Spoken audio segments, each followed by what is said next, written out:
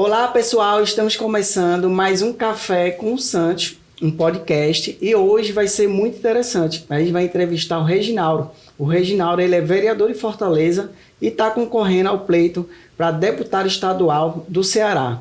Então, deputado, é uma satisfação receber o senhor aqui e fica à vontade, o senhor é de casa. Primeiro, eu já agradeço, que ele já cumprimentou ali chamando de deputado. Ó. Então, profetizando aí, né? Se Deus quiser, 2023, a gente quer estar realmente na Assembleia Legislativa. Prazer estar aqui, Santos, né? Um irmão de luta, um cara que tem aí uma batalha já consolidada nos interesses da segurança pública. Eu nem sei se todos que te acompanham conhecem a sua trajetória, porque existe uma parcela dos servidores da segurança pública que você representa, que ele passa muito anônimo ao grande público, né? Que é o policial penal. Porque a gente conhece muito de perto a realidade do policial militar, né? A grande população está vendo sempre o policial militar, sim, sabe que ele é aquele cara que está na rua, que está trocando tiro, que está prendendo bandido, que não sei o quê. Conhece razoavelmente a Polícia Civil, que é essa polícia que tem que investigar, sabe muito pouco até sobre a Polícia Civil, só sabe que a delegacia está ali e é onde eu presto queixas de algum furto, de algum crime. Conhece o bombeiro militar, que é esse herói, né? Sempre sim. É o bom moço da segurança pública, né? É o bombeiro, é aquele que salva vidas. E o policial penal tem uma responsabilidade grande dentro da estrutura da segurança pública, mas infelizmente esse servidor ele ainda é invisível aos olhos do grande público, porque ele está lá dentro da casa penitenciária, mantendo a ordem num dos lugares mais insalubres que se tem que trabalhar, que é dentro das estruturas prisionais no nosso país, né? Completamente lotadas, em realidades difíceis, lidando com um público extremamente delicado.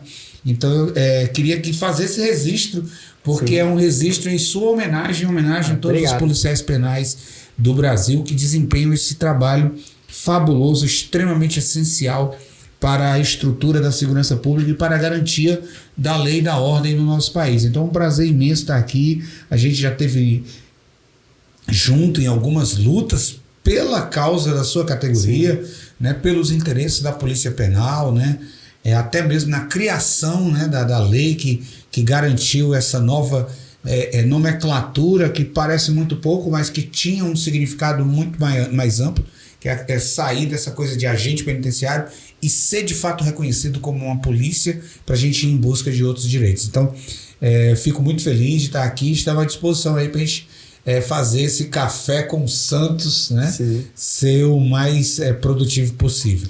Pois é, Reginaldo, hoje o tema, pessoal, é sobre a questão da violência, né?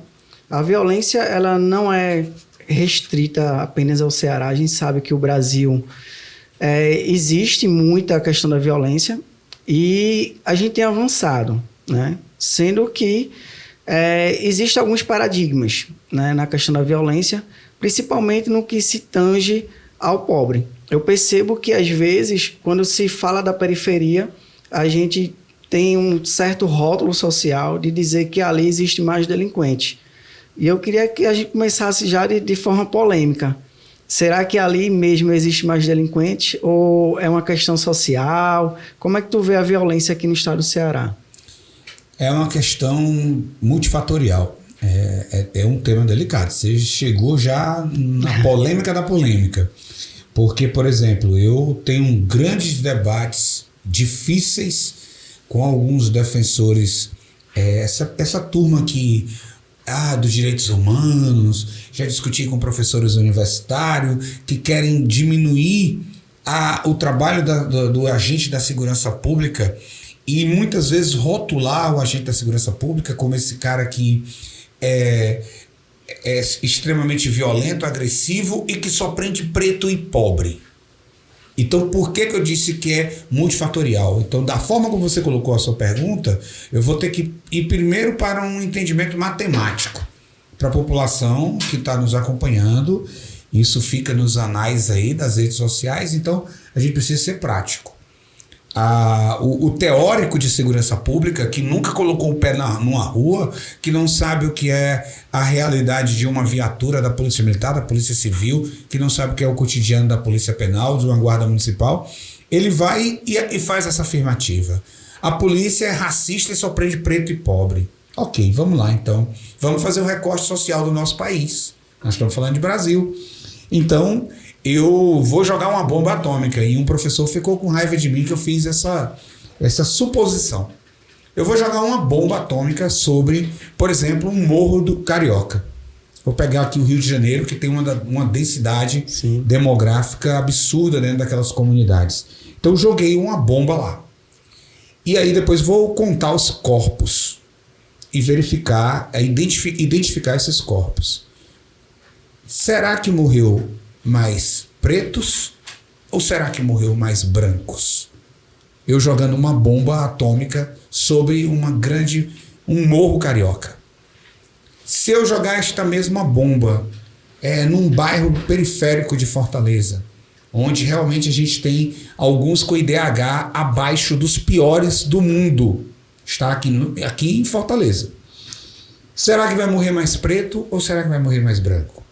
Entendi. Então, o nosso país é um país de pretos e mestiços, não é verdade? Sim, pretos sim. e pardos. E nós temos uma população de brancos, sim.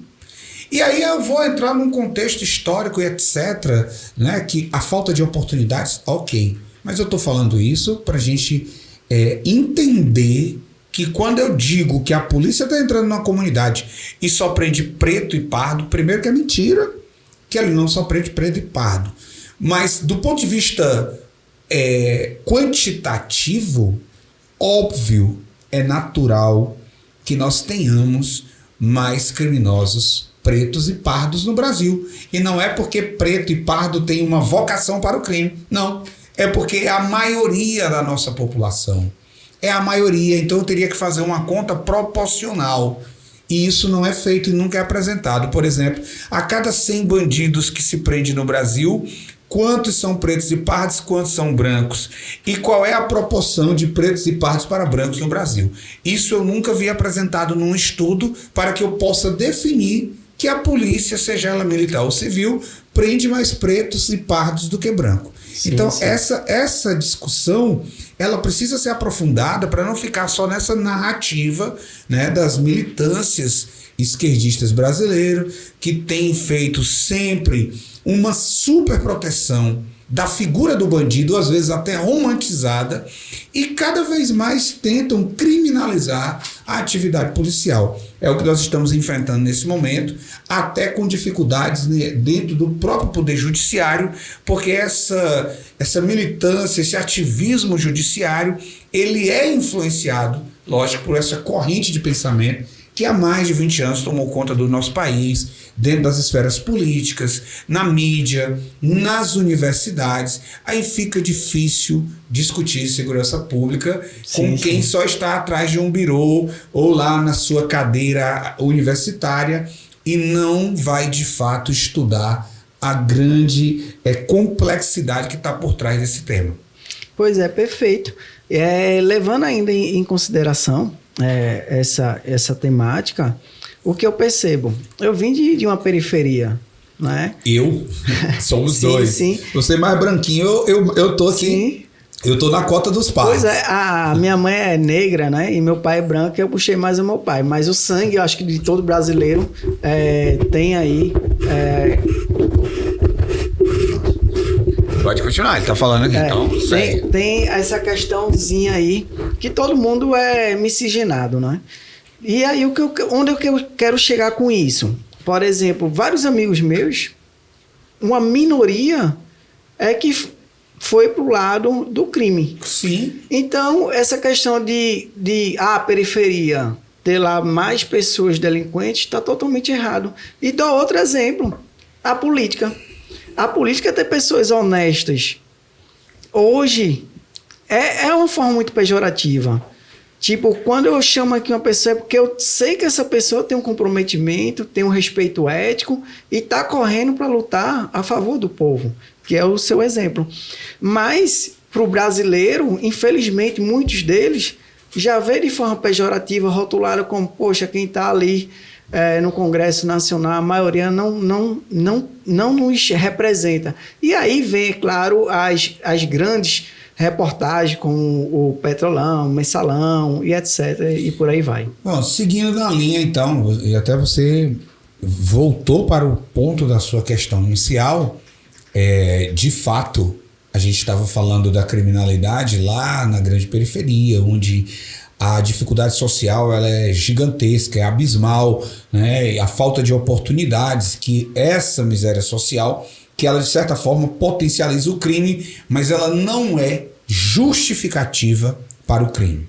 Eu falei sobre isso na Câmara Municipal esses dias, quando a gente estava destacando que finalmente a gente começou a ver o Congresso avançar em modificar as leis que facilitam a vida do criminoso no Brasil, que virou uma coisa absurda, o quanto que as nossas leis são brandas, o quanto que elas passam pano sobre a questão do crime e elas acabam, de certa forma, penitenciando o trabalhador.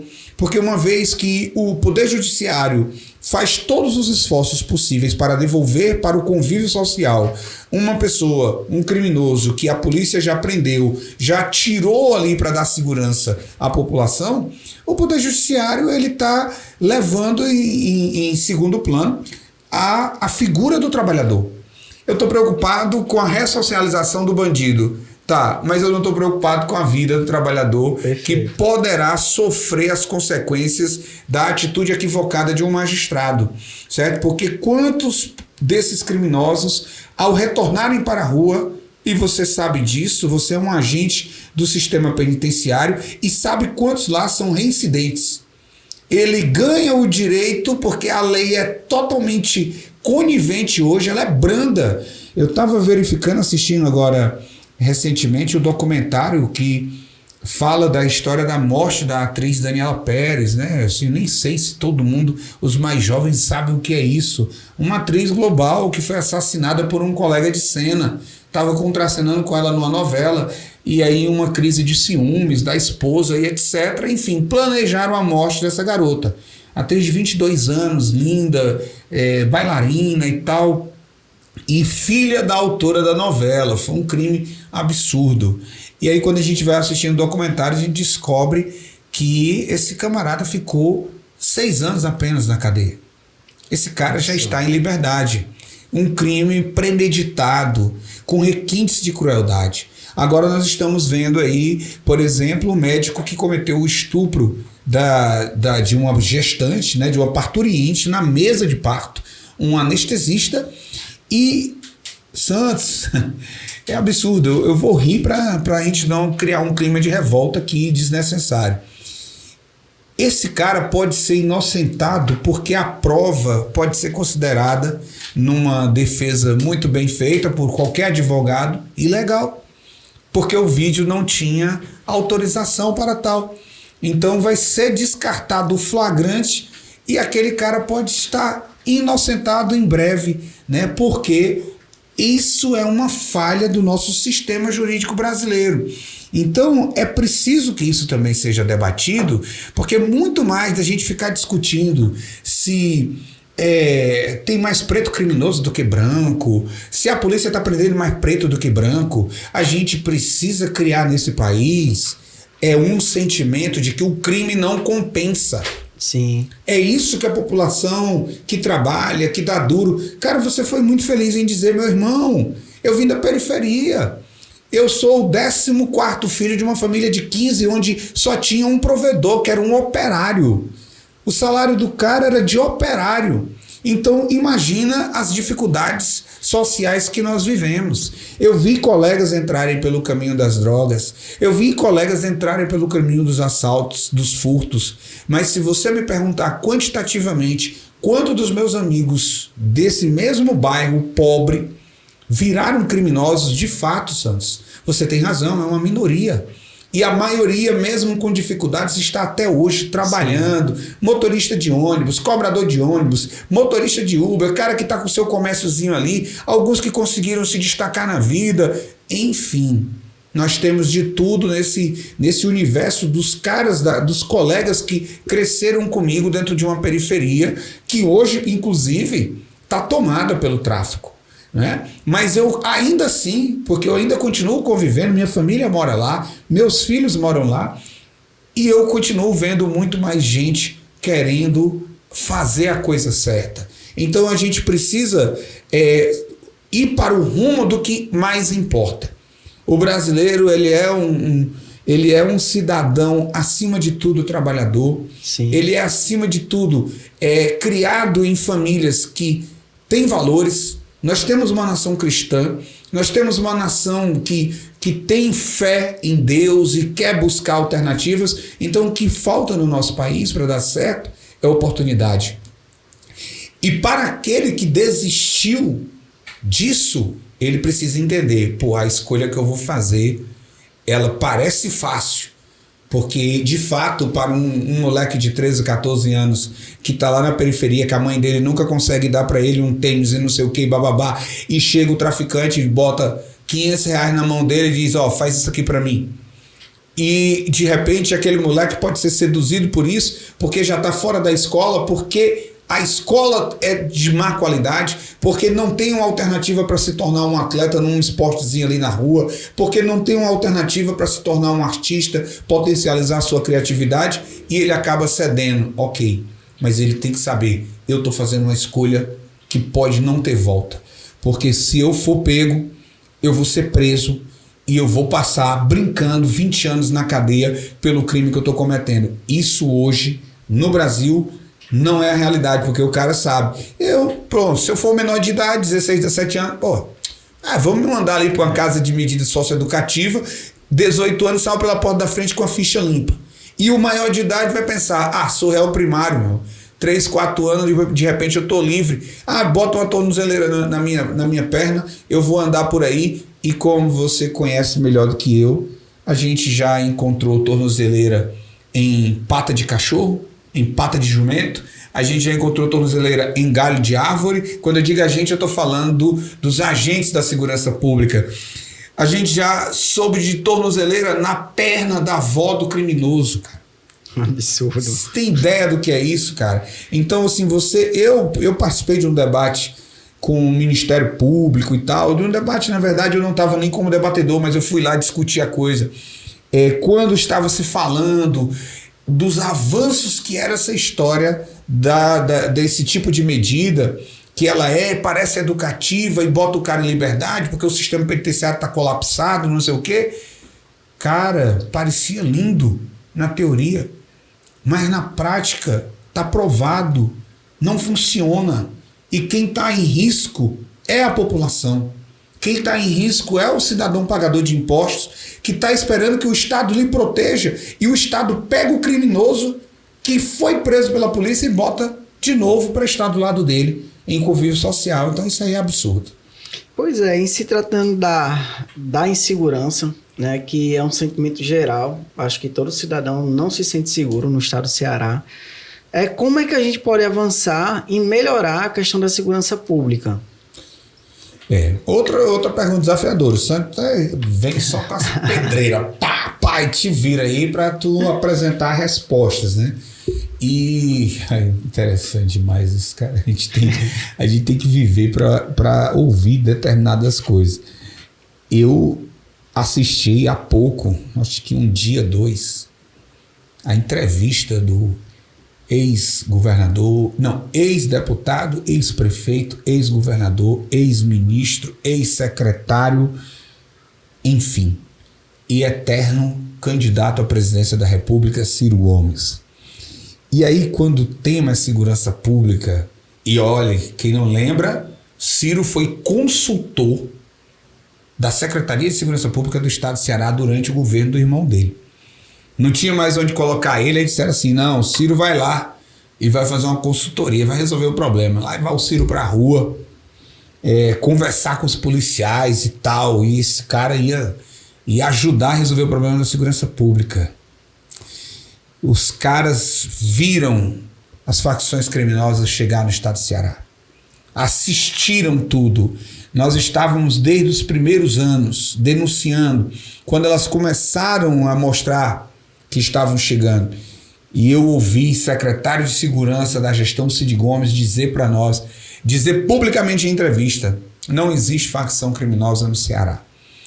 E aí, em 8 anos de gestão Cid Gomes, mais 8 anos do sucessor dele, Camilo Santana, essas facções chegaram, se instalaram, se fortaleceram, se multiplicaram, porque hoje nós já temos 4 grandes facções no estado de Ceará. Era uma, virou 2, viraram 3 e agora são 4 facções muito bem estruturadas, tomaram conta da comunidade, da periferia de Fortaleza, avançaram para a região metropolitana, hoje estão no estado inteiro, Santos. Não tem um distrito daqueles que... Você é cidadão de Pernambuco, eu não sei quando você chegou no Ceará. Faz 10 anos que eu tô por aqui. 10 anos. Eu não sei se você sempre viveu em Recife ou se você foi daquelas cidadezinhas pernambucanas pacatas, que como bom cearense a gente tem, somos de estados muito parecidos. O cara botava lá a sua rede, dormia numa varandinha, despreocupado e tal.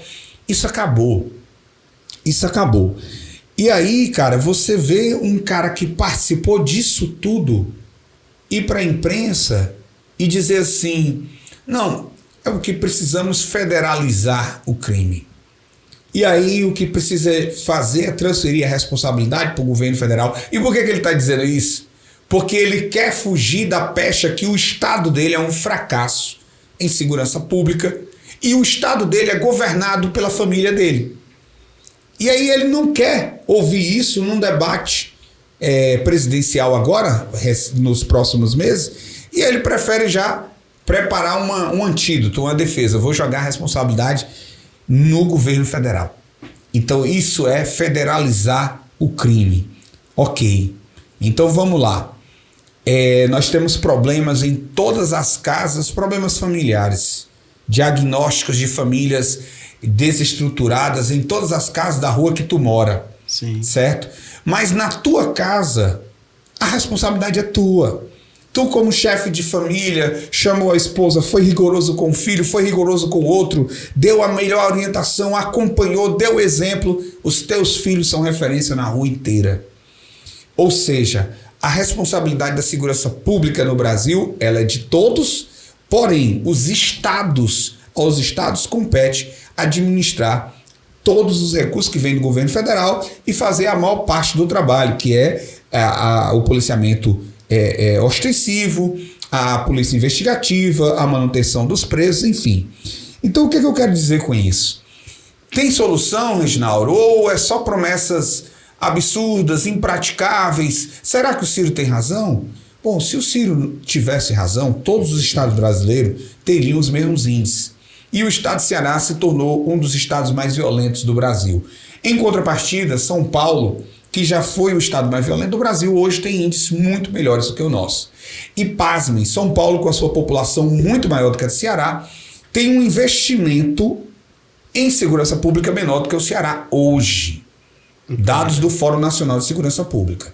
Mas conseguiu reduzir os índices de homicídio e o Ceará gastou mais e não deu resultado.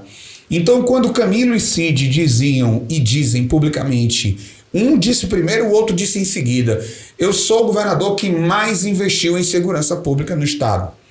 Eu costumo dizer, assim como o Capitão Wagner e tal, não investiu, gastou. Porque investimento pressupõe resposta, retorno. Se eu invisto em algo, eu quero retorno. Então, se não está dando retorno, não foi investimento, foi gasto. O que a gente precisa fazer? A gente precisa, sim, avançar na política de policiamento ostensivo, porém, nós tivemos anos do governo Cid Gomes que o orçamento para o trabalho de inteligência da Polícia Civil foi zero. Zero. Né? Zero.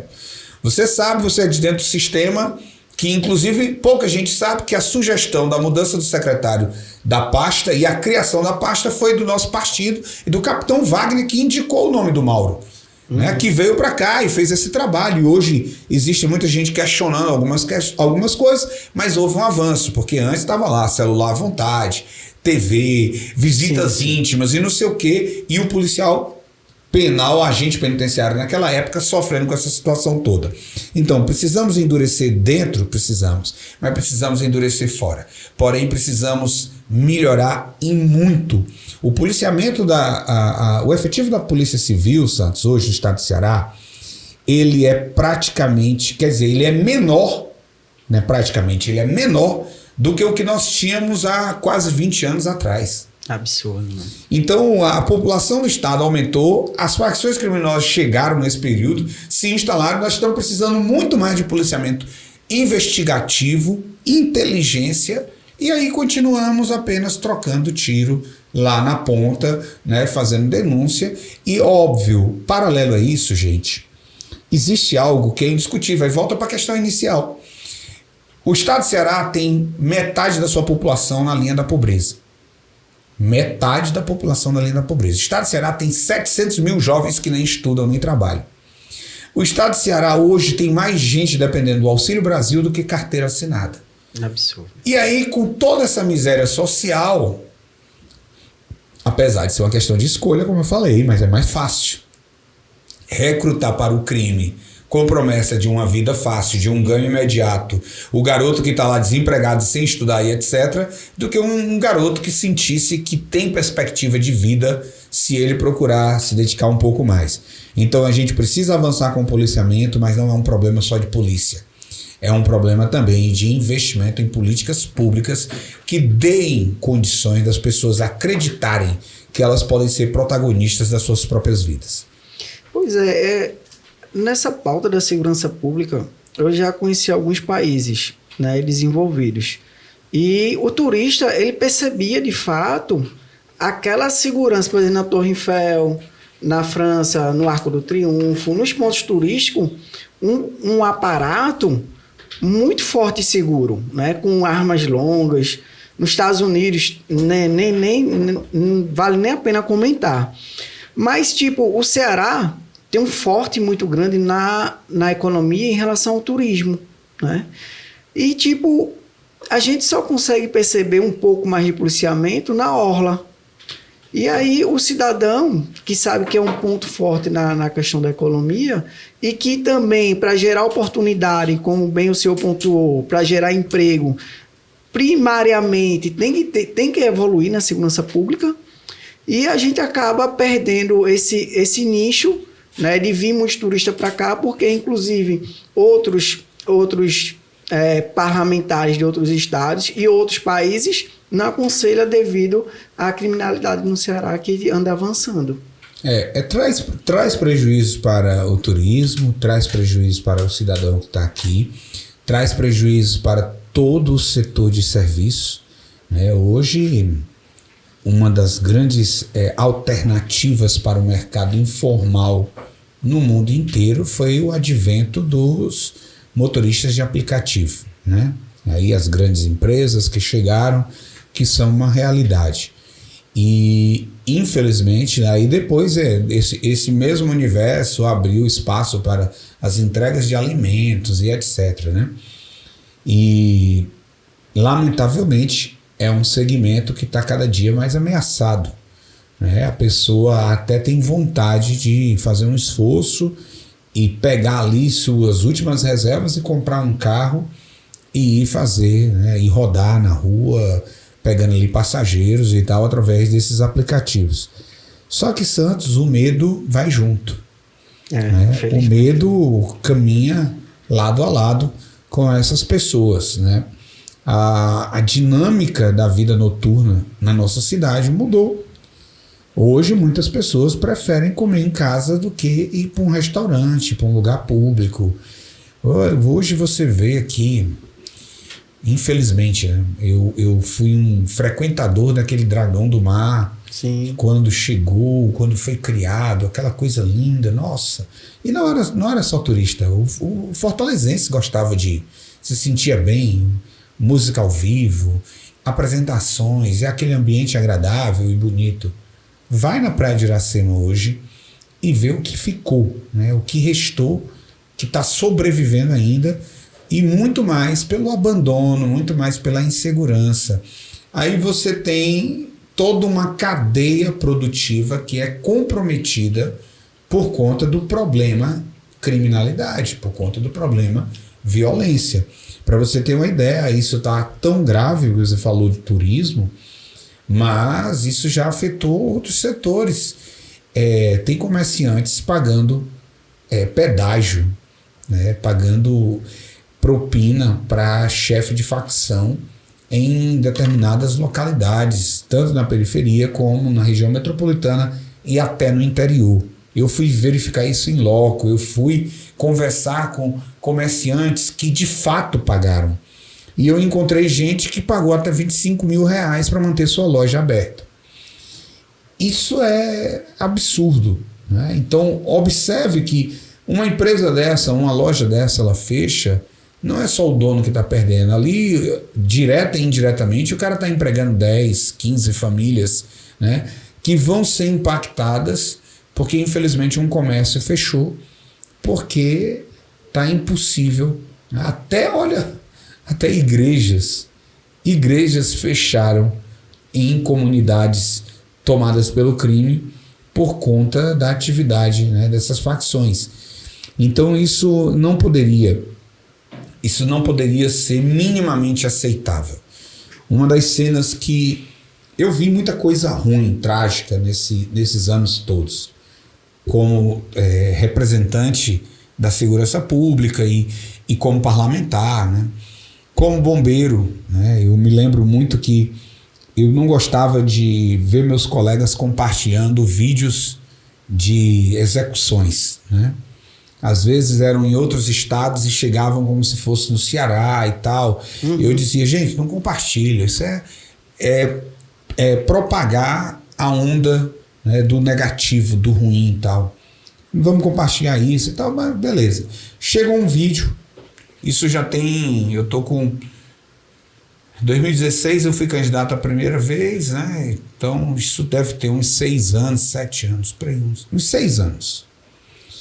E chegou um vídeo desses, 2 garotas de uma facção sendo ali espancadas porque elas entraram numa área de uma outra facção e tal, e aí o cara fez elas vestirem a camisa dessa facção dominadora do território, e depois delas, tipo, dizerem, nós agora somos dessa e não mais daquela, ainda assim elas foram executadas. Elas foram picotadas. Elas tiveram seu corpo decapitado, cabeça e todos os membros cortados.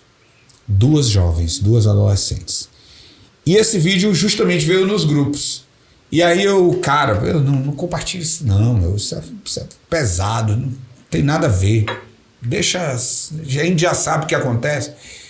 E aí, beleza, passou uns 3, 4 dias. Eu fui assumir meu serviço no bombeiro, né? E cheguei no quartel e o meu comandante pegou e disse, tem uma operação em andamento aí, umas buscas de cadáver, e a equipe que tá lá passou a madrugada inteira, então tu vai para lá para os meninos virem embora. Então, beleza. Peguei a roupa e tal, partimos para lá. E quando nós chegamos no local, tava a Polícia Civil, Corpo de Bombeiros, Polícia Militar, e fizemos, foi identificado o local e nós desenterramos as ditas 2 meninas, né? Todos os pedaços dos corpos foram localizados e a gente entregou para a perícia forense. Mas, cara, uma das cenas mais cruéis da minha vida de bombeiro, 24 anos de serviço ativo, foi realmente uma das cenas mais cruéis. Que uma coisa é ir para um acidente automobilístico, que é uma fatalidade. E você via corpos esbagaçados e tal, mas é uma fatalidade, né? Outra coisa é você saber que aquilo ali é a barbárie, né? Que dois monstros, 3 monstros, eu não me lembro nem quantos eram, que perderam, são psicopatas, né? São criaturas doentes que não podem jamais estar em convívio social, pegam 2 garotas dessas, independente do motivo, e fazem um negócio desse. Então, é uma cena cruel, mas eu queria me reportar a outra, menos cruel, que foi agora, recente, esse ano. outras 2 mulheres, elas foram chicoteadas em praça pública, porque estavam roubando numa área que era de domínio de uma facção que ela não pertencia. E lá estava proibido de roubar por eles. Então elas foram chicoteadas de tudo que é forma, e filmadas e jogadas nas redes sociais. Santos, a população ela está se acostumando com isso. Isso tem um prejuízo psicológico, psicossocial incalculável. Porque isso era para gerar uma comoção, uma revolta social que os governantes jamais iriam conceber ficar inertes diante de uma situação dessa. Entendo. Mas o que acontece? A população simplesmente banalizou. Porque virou uma coisa cotidiana. E aí quando tu pensa que esse tipo de pena infligida a alguém, por qualquer que seja o delito, é algo, meu irmão, que era lá comum na Idade Média, cara. Para que se avançou tanto em leis? Para que o Estado democrático fosse instaurado, você não tem mais duelo permitido em lei, você não tem mais uma pessoa queimada em praça pública porque ela de uma religião acredita em santo, ou em fada, ou em gnomo, ou seja lá o que for, em bruxa. Você não tem. Mas agora no Brasil nós temos pessoas queimadas dentro de comunidades, nós temos pessoas decapitadas, nós temos pessoas chicoteadas pelo narcotráfico, pelo Estado paralelo. Criaram suas leis e observe o que eu disse para você. As leis brasileiras são brandas para eles. Entre eles, Santos, você sabe, as leis são severas. Severas. Eles não toleram.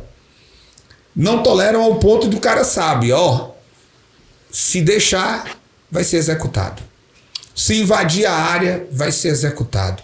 As leis entre eles são severas. Por que eles fazem leis severas entre eles? Porque eles só acreditam nisso. E aí o que o legislador e o judiciário brasileiro fazem? Vão tentando abrandar cada vez mais as leis para esses mesmos monstrinhos que, segundo eles, foram criados pela sociedade desigual e etc. Mas ninguém está fadado à vida de crime. O crime é uma escolha. É uma escolha. Certo? A nossa vocação natural ela é para a vida social.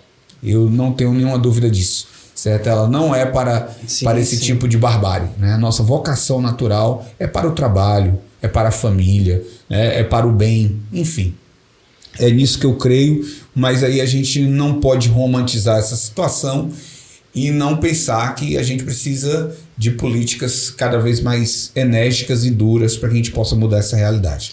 Pois é, no Rio de Janeiro, a polícia não sobe alguns morros, E às vezes é preciso subir e precisa de um apoio de um helicóptero, que inclusive o STF determinou algumas limitações. Existe aqui no estado do Ceará alguma cidade que a polícia ela não entra devido a tanta violência? Não existe cidade que não entre. Mas eu vivenciei, parece, às vezes as pessoas até perguntam se você é policial ou é bombeiro, mas eu tô nessa luta em defesa desse cara chamado agente de segurança pública, que a grande maioria das pessoas só lembra dele na hora da dificuldade e que precisa ser mais reconhecido, valorizado. Um cara que troca tiro e mata um bandido nos Estados Unidos é um herói. Um cara que troca tiro e mata um bandido no Brasil vai responder processo. E tem seu nome no outro dia estampado numa página de jornal, porque ele poderia ter, de repente, evitado aquela morte. Ele deveria. A imprensa brasileira achou estranho que numa operação da Polícia Mineira 20 bandidos foram mortos e nenhum policial. Então, assim, morre policial quase todo dia no Brasil. Toda vida que vem algum teórico desses maravilhosos falar comigo, a polícia que mais mata, a polícia que mais morre. A polícia que mais morre do mundo. Certo? Então é guerra. Em guerras sempre haverá baixas. Não existe. E esse cara, infelizmente, ele foi colocado lá Ele não fez um concurso público para matar pessoas. Ele fez um concurso público para proteger o cidadão, para proteger o Estado. E por que ele acaba matando? Porque o Estado, infelizmente, criou uma guerra e colocou ele lá para ser a última barreira de proteção entre a população e esses criminosos. Então, na verdade, quando você fala dessa medida da sexta turma lá, do STJ do Rio de Janeiro, eu acho que é a sexta turma. A coisa é bem pior, né? Primeiro, o Supremo, durante a pandemia, disse que não podia fazer operação nas favelas do Rio. Aí depois veio essa coisa das aeronaves e tal. Aí, recente agora, nós tivemos essa operação, morreram 17 bandidos, se eu não me engano, e um policial. Sim, sim. E aí a imprensa, ela destacou a morte do policial. Quase dizendo assim, dessa vez pelo menos morreu um. Absurdo. Então não foi, né? Dessa vez morreu um policial. E sabe como foi que esse policial morreu? Esse policial não estava na operação. Ele estava numa base.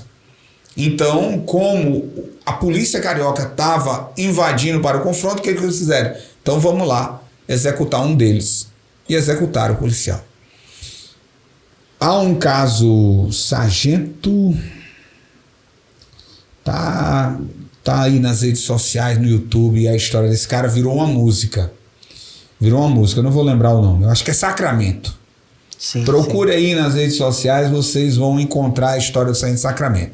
Esse cara, por um erro de localizador, ele caiu numa comunidade no Rio de Janeiro, já dentro da pandemia, já após a decisão do Supremo, ele caiu dentro de uma comunidade tomada pelo tráfico e teve seu carro cercado.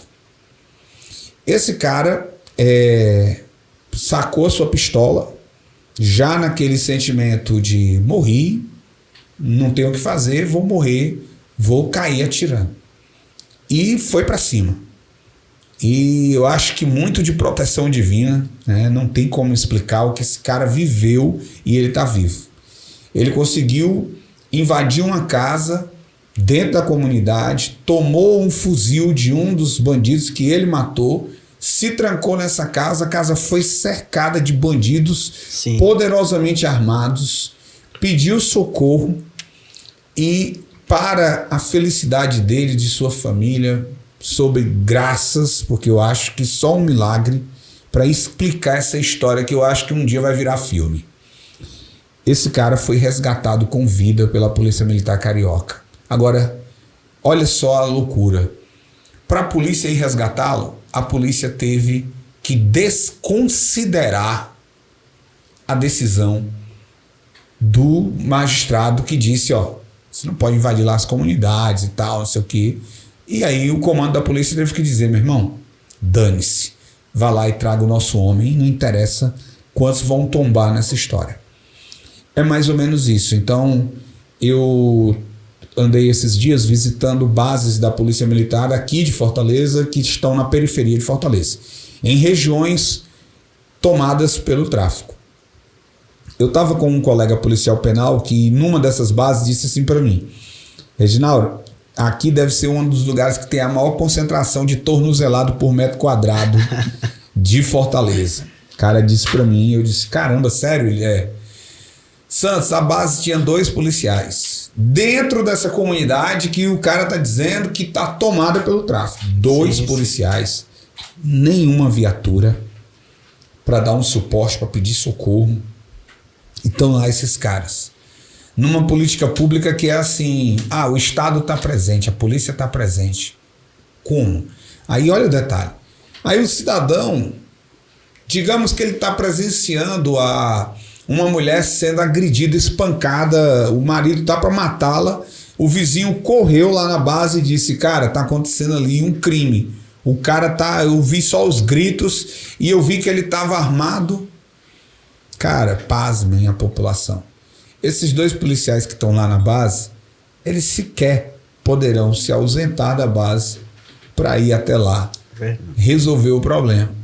Então, cara, isso é a política de segurança pública que o governo tenta jogar para o mundo, que ela é vencedora, que ela custou muito caro, a história do Ceará Pacífico, que infelizmente deixou um rastro de sangue, né, na história do nosso estado, juntando todos os anos de governo Cid e Camilo, nós já temos mais de 50 mil mortes nessa guerra. Então é uma coisa absurda, né, que a gente realmente só lamenta, e a população é que precisa entender que precisa mudar os rumos disso tudo, né? Em todos os níveis, em todas as esferas. Nós precisamos de pessoas que estejam preocupadas em defender o povo e que mandem um recado claro para o criminoso. Você vai fazer a opção pela vida do crime? Vai, é teu direito, é teu livre-arbítrio, mas saiba, você não terá vida fácil no Brasil. Se você for preso, pode ter certeza que você vai acabar com os anos maravilhosos que você teria pela frente dentro de um presídio, e de lá você não sairá nem tão cedo. Não vai haver alívio, não vai ver mamãezinha, não vai ver visitinha íntima. Meu irmão, nós tivemos casamentos aqui dentro do Ceará, você deve ter acompanhado isso. Ora, qual a finalidade do casamento? É constituição de família. Por que o Estado está preocupado de casar um cara que está recluso por crime?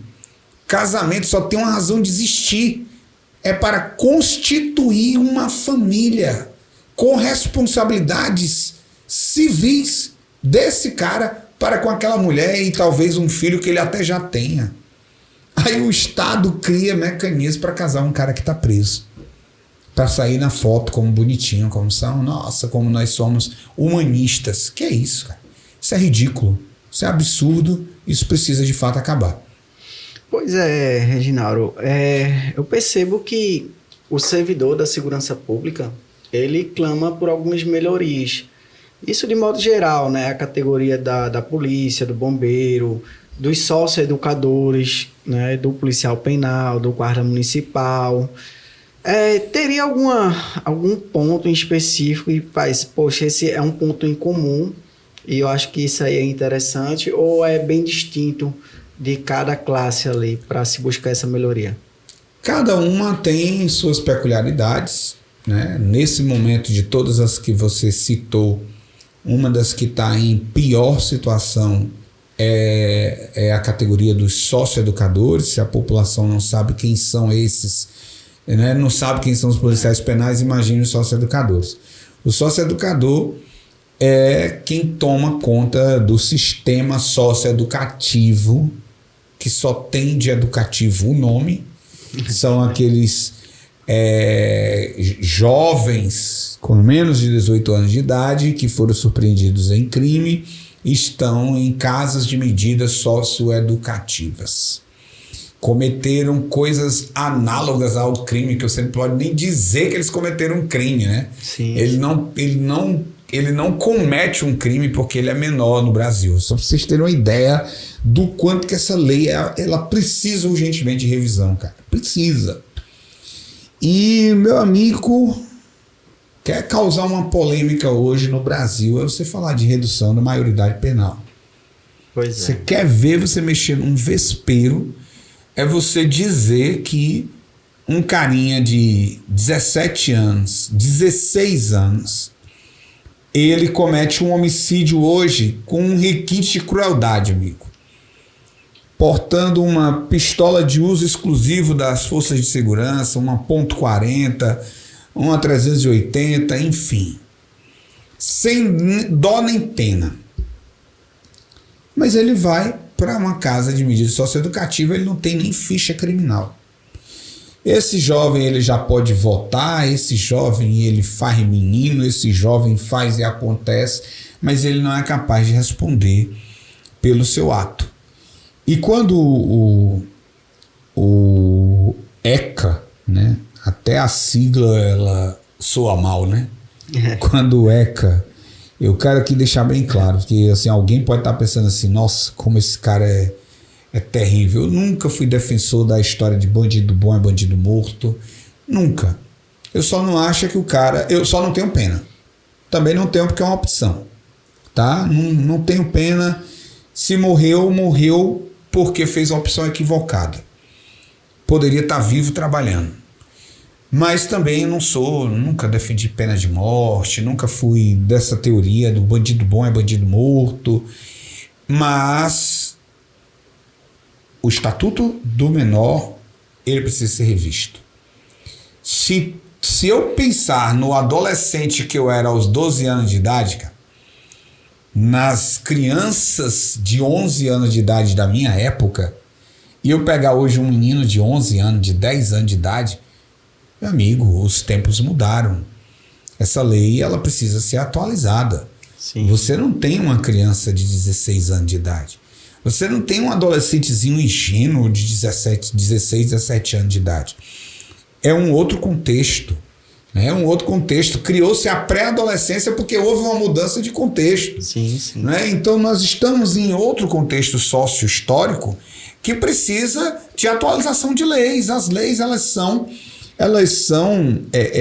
modificáveis justamente para atender às necessidades da sociedade. Uma lei de 1960 não se aplica hoje. Sim. As leis para as mulheres lá em 1920 não se aplicam hoje, não tem nem como pensar nisso. Né? E aí você vai mudando a legislação para se adequar aos novos tempos. Até um dia desse nós não precisávamos de leis para a proteção das nossas redes sociais. Hoje nós precisamos. Hoje nós temos crimes cibernéticos, né? E precisamos cada vez mais nos atualizar nisso. Então, o ECA está defasado, ele precisa ser modificado, e eu acabei me retendo nesse ponto, porque o agente socioeducador é esse cara que ele não é nem servidor público, ele não tem direito de portar arma, ele trabalha num ambiente altamente difícil, muito próximo do que o que você trabalha, só que você tem mais amparo e proteção do próprio Estado para fazer o seu serviço. Sim. E esse cara está abandonado lá. Tivemos uma rebelião recente. Eu tenho 2 irmãos que trabalharam nesse regime. Os caras adoecem. Eu perdi um irmão alcoólatra, trabalhou mais de 20 anos nesse sistema. Vários de seus colegas sofriam do mesmo problema, porque é uma carga emocional pesadíssima para o camarada que trabalha nesse regime. Risco de vida, né? E aí, qual é o suporte que esse cara tem? Hoje, nenhum. Hoje, ele sequer é reconhecido dentro da estrutura da segurança pública. E a gente precisa mudar isso. Aí você falou o que tem em comum nos grandes pleitos de todo mundo. Olha, uma coisa que tem em comum é condições de trabalho. Condições de trabalho. Né? Todas essas profissões passam por um problema muito peculiar que, na sua categoria, esse ano gerou o maior número de suicídios, né, da nossa história, talvez, dentro do sistema penitenciário. E todas as categorias da segurança pública têm índices de suicídios acima da média de qualquer outra categoria profissional. Verdade. Então, o que isso mostra? Mostra que são profissões completamente estressantes, de atividades extremamente desgastantes do ponto de vista emocional, e que o Estado não consegue dar um suporte para isso. Né? Assédio, as dificuldades com a própria clientela que trabalham, que são de criminosos, e não há uma retaguarda. E nos últimos anos a gente vem discutindo e denunciando muito isso, e eu mesmo participei de audiência pública solicitada por mim no Ministério Público com o secretário do Sistema Penitenciário, cobrando avanços, ainda são muito tímidos, avanços nesse sentido para que o agente, para que o policial penal, para que o policial militar, o policial civil, o agente socioeducador, eles tenham uma retaguarda quando esse camarada der os primeiros sinais de estresse, esse cara seja devidamente encaminhado e possa ser acolhido pelo Estado. Não é plausível, não é minimamente digno que o Estado receba um cidadão que prestou um concurso com a sua saúde perfeita, fez exames clínicos rigorosos para provar que estava em condição de entrar, você sabe disso. Prova intelectual, prova física, exame psicológico, exame toxicológico hoje cobrado. Aí o Estado recebe esse cara, saúde impecável. 20 anos depois, 30 anos depois, devolve esse cara para a família praticamente em ruínas, aos frangalhos. Se é que ele vai conseguir chegar aos 30 anos. Então, é uma das demandas mais comuns. Eu me afastei, a muriçocazinha aqui me perturbando aqui, ela tirou minha concentração e atua, mas ela vai já embora. Foi. É triste, né, essa realidade, mas é a realidade... Vou até aqui quebrar o protocolo e pedir aqui a minha amiga Ariadna que me dê um copinho da água que está aí do lado dela. É a realidade no Brasil, né? O servidor público da segurança pública, ele é muito penalizado. Mas para a gente finalizar, né? Para a gente finalizar. Qual é a mensagem que o senhor, Reginaldo, poderia deixar de otimista, né, para o cidadão em relação à segurança pública, otimista em relação também para o servidor público? Olha, eu tenho estado aí totalmente imerso em discussões políticas dentro dessa polarização que se criou no Brasil, extrema e às vezes até absurda, e que muito pouco tem contribuído com a população, porque elas estão muito mais preocupadas na manutenção de poder do que no interesse coletivo. Por que eu estou dizendo isso? Porque a imprensa brasileira, a mídia brasileira tenta a todo custo desgastar a imagem do governo federal e claramente numa construção de narrativas para tentar trazer de volta ao poder, né, aqueles que comungam dos mesmos pensamentos da grande mídia brasileira, que se locupleta com recurso público, que recebe bilhões de investimento público e aí não se preocupa minimamente com o interesse coletivo. Então, estão passando panos quentes sobre escândalos graves de corrupção da história recente desse país e tenta de toda forma mostrar que esse governo é ruim. E aí eu digo para quem está nos acompanhando, já que a ideia é uma mensagem de otimismo: avalie fatos. Não se preocupem em pensar no que a imprensa está lhe dizendo, no que você está ouvindo da boca de um artista, de um jornalista. Avalie fatos concretos, para que a gente possa pensar esse país livre da corrupção. A corrupção, ela é responsável pela morte de milhões de brasileiros. Isso é indiscutível. O dinheiro que é desviado da saúde é o responsável pela morte de pessoas. O estado de Ceará é um dos estados onde mais morreu gente por Covid. E a prefeitura e o estado respondem processos por desvio de recursos para a compra de aparelhos respiradores, que era um dos equipamentos mais essenciais para combater as sequelas da Covid ali na crise aguda, que era uma crise respiratória. Então, enquanto esses acusam o presidente de genocida, suspeita-se que eles tenham desviado recursos para comprar respiradores.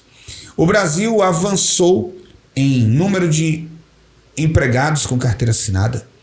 O Brasil está tendo a melhor recuperação econômica de países do primeiro escalão do mundo. Nós estamos com uma perspectiva de crescimento econômico real de quase 10 anos para frente.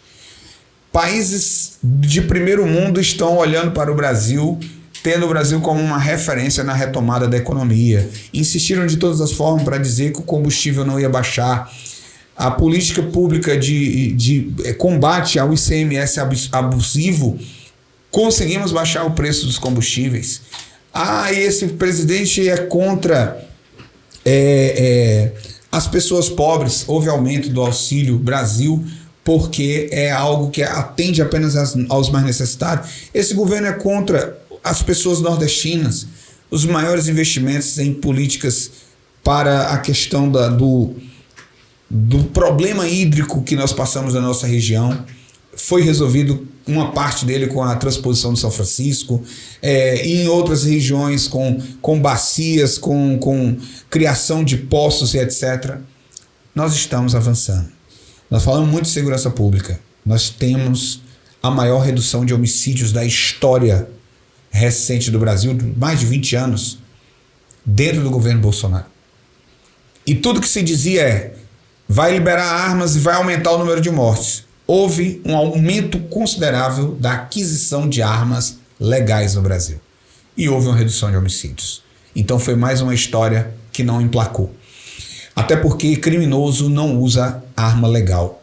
Você sabe disso. Quem está adquirindo arma legal com documento e tudo é uma pessoa que quer se defender. O criminoso que está matando nas ruas está usando arma que chega por contrabando e que é preciso se investigar como entra tão fácil no Brasil. Você viu lá no Rio de Janeiro, você falou dos helicópteros, aquele tipo de tiro que estava sendo dado no helicóptero no Rio de Janeiro é de arma que é utilizada por exércitos dos mais poderosos do mundo, para derrubar avião, para derrubar helicóptero, não é usado pela polícia, estava sendo utilizado por criminosos no Rio de Janeiro. Então o que eu deixo de mensagem de esperança: o Brasil tem jeito. Nós tivemos aí 4 anos, como diz alguns jornalistas, de despiora, porque não querem dizer que o Brasil mudou, que o Brasil está mudando, mas foram 4 anos só. As nossas instituições públicas, Caixa Econômica, Petrobras, Correios, estavam dando prejuízos bilionários para o Brasil e estão em lucro nesses 4 anos. Nós paramos de investir dinheiro nosso em projetos de outros países socialistas e esse dinheiro está voltando para o povo brasileiro. Ah, mas ainda tem muita miséria? Claro, não se resolve isso em 4 anos. Mas a população, acima de tudo, precisa lembrar: quem decide isso é ela. O maior poder de mudar a realidade do nosso país está na mão do cidadão. Sim. E ele se chama voto, ele se chama participação popular. Nós vivemos um regime democrático. É você quem coloca no poder, é você quem tira do poder. Político morre de medo de consciência política por causa disso. Porque ele tenta lhe enganar de todo jeito. Quando você abre os olhos, ele sabe que ele perdeu a boquinha. Então, povo que nos assiste, participe. Saiba o que está fazendo o deputado que você elegeu. Saiba o que está fazendo o vereador que você elegeu. Saiba o que está fazendo o governador, o prefeito que você elegeu. Aliás, o prefeito eleito em Fortaleza, enfim, né, até agora não deu a cara, mas saiba, cobre. Foi você quem colocou ele lá. Ele é um servidor público. Eu fui servidor público do Corpo de Bombeiros 24 anos. Hoje continuo servidor público. Eu tenho 4 anos de mandato. Eu tenho que dar resposta ao povo. Eu fui eleito para isso. Então a gente tem que ser cobrado. E a população cobra muito pouco. Aí o político fica à vontade para agir como ele quer. Né? Então participe. Eu acredito nesse país. Eu acredito que esse país vai continuar crescendo e melhorando, porque o povo brasileiro é um povo guerreiro, é um povo trabalhador. Ah, perfeito. Eu agradeço a participação do vereador Reginaldo aqui no meu canal. E se você gostou desse tipo de conteúdo, vai lá nos comentários, elogia, né, compartilha com um colega, esmaga lá o botão do like e obrigado, até a próxima. Opa! Só um detalhezinho que eu esqueci. E vai lá também então e dá uma seguidazinha lá nas nossas redes sociais, manda mensagem pra gente, entra em contato, @Sargento Reginauro. Não é Reginaldo. Eu terei todo o prazer do mundo de trocar uma ideia com você também. Manda lá a sua mensagem para nós. Tanto no Instagram, Facebook, TikTok, tamo aí tudo junto, Twitter, enfim. Pronto, perfeito. Então vai lá e acompanha o nosso amigo Reginaldo. Obrigado, pessoal. Até a próxima. Tchau, tchau.